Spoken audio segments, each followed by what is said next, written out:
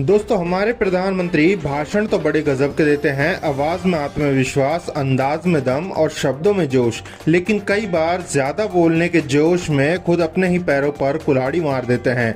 और इस बार तो मामला इतना आगे बढ़ गया है कि फजीहत किसी और की हो रही है, मुख्य चुनाव आयुक्त ज्ञानेश कुमार की। हाँ दोस्तों, पीएम मोदी के एक बयान ने न सिर्फ बिहार चुनाव के माहौल में हलचल मचा दी है, बल्कि चुनाव आयोग की साख पर भी बड़ा सवाल खड़ा कर दिया है। बात शुरू हुई बिहार की एक रैली से। प्रधानमंत्री मंच पर थे और उन्होंने कहा 1,30,00,000 बहनों के खाते में 10-10 हजार रुपए पहुंच चुके हैं। अब सुनने में तो ये बड़ी अच्छी बात है, लेकिन दोस्तों ये वही योजना है जिसके जरिए आचार संहिता के दौरान महिलाओं के खाते में पैसे ट्रांसफर किए गए।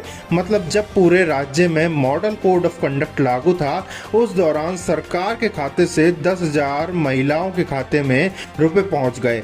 अब जब पीएम खुद इस योजना का जिक्र कर रहे हैं तो सवाल सीधा उठता है, क्या प्रधानमंत्री चुनाव के दौरान ऐसे आंकड़े बता सकते हैं? क्या ये चुनाव आयोग की तटस्थता पर सवाल नहीं है? अब सुनिए मजेदार बात, मोदी जी ने जो आंकड़े बताए वो भी गलत थे। 1,30,00,000 महिलाओं को पैसा मिल चुका है, जबकि द हिंदुस्तान की 31 अक्टूबर की रिपोर्ट कहती है 1,51,00,000 महिलाओं के खाते में 10,000 ट्रांसफर हुए हैं। अब सोचिए दोस्तों, जो आदमी देश के बजट और मिसाइलों के आंकड़ों को याद रखता है, वो अपनी ही सरकार की स्कीम का आंकड़ा गलत पढ़ दे, तो या तो ये टेलीप्रॉम्प्टर की गलती है या प्रधानमंत्री को गलत डेटा थमा दिया गया। दोनों ही हाल में सवाल उठता है, जिम्मेदारी किसकी है? अब ये बात सिर्फ गलती नहीं, ये सीधा चुनाव आयोग के नियमों के उल्लंघन से जुड़ी है। आरजेडी के राज्यसभा सांसद मनोज झा ने बकायदा चुनाव आयोग को शिकायत की है। उन्होंने अपनी चिट्ठी में लिखा है 17 अक्टूबर, 24 अक्टूबर और 31 अक्टूबर तीनों तारीखों पर जब आचार संहिता लागू थी, तब भी महिलाओं के खाते में पैसा डाला गया। अब बताइए, ये लोकतंत्र है या चुनावी जुगाड़? अगर ये सब खुलेआम चल रहा है और चुनाव आयोग मौन है, तो फिर आयोग और एनडीए की मिलीभगत पर सवाल उठना लाजमी है। लेकिन दोस्तों, बात यहीं खत्म नहीं होती। प्रधानमंत्री वहीं नहीं रुके, उन्होंने भाषण में एक और ट्रम्प कार्ड निकाला, घुसपैठिया।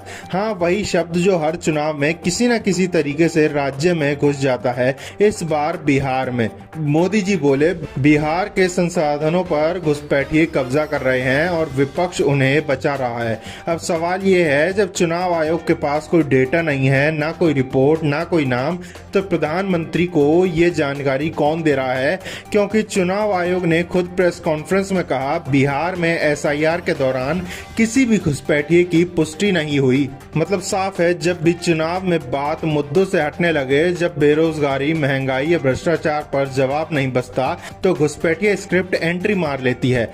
झारखंड में रोटी बेटी माटी का नारा, दिल्ली में रोहिंग्या का डर, और अब बिहार में घुसपैठिया। राज्य बदलते हैं पर स्क्रिप्ट वही रहती है। वो जो अदृश्य वोट बैंक है, उसे जगाने के लिए हर बार यही पुराना फॉर्मूला दोहराया जाता है। और सबसे अजीब बात क्या है दोस्तों, जिस बिहार में मोदी जी घुसपैठियों का जिक्र कर रहे हैं, वहां पिछले 20 सालों से बीजेपी समर्थित मुख्यमंत्री नीतीश कुमार हैं। मतलब 2 दशक तक सत्ता में रहकर अगर बिहार में घुसपैठिए बस गए, तो जिम्मेदारी विपक्ष की नहीं बल्कि सत्ता की है। अब या तो मोदी जी अपने ही सहयोगियों पर आरोप लगा रहे हैं, या फिर देश के प्रधानमंत्री चुनावी मंच पर डर बेच रहे हैं। तो सवाल सीधा है, क्या ये चुनाव भाषण है या चुनाव आयोग की परीक्षा? क्या प्रधानमंत्री के बयान से खुद आयोग की साख खतरे में नहीं पड़ रही है? दोस्तों, आपका क्या मानना है? क्या घुसपैठिए अब भी सबसे बड़ा मुद्दा है या असली मुद्दे कहीं पीछे छूट गए हैं? कमेंट बॉक्स में बताइए। वीडियो अच्छा लगे तो लाइक कीजिए, शेयर कीजिए, सब्सक्राइब करना मत भूलिए, क्योंकि सवाल पूछना ही लोकतंत्र की सबसे बड़ी ताकत है। जय हिंद।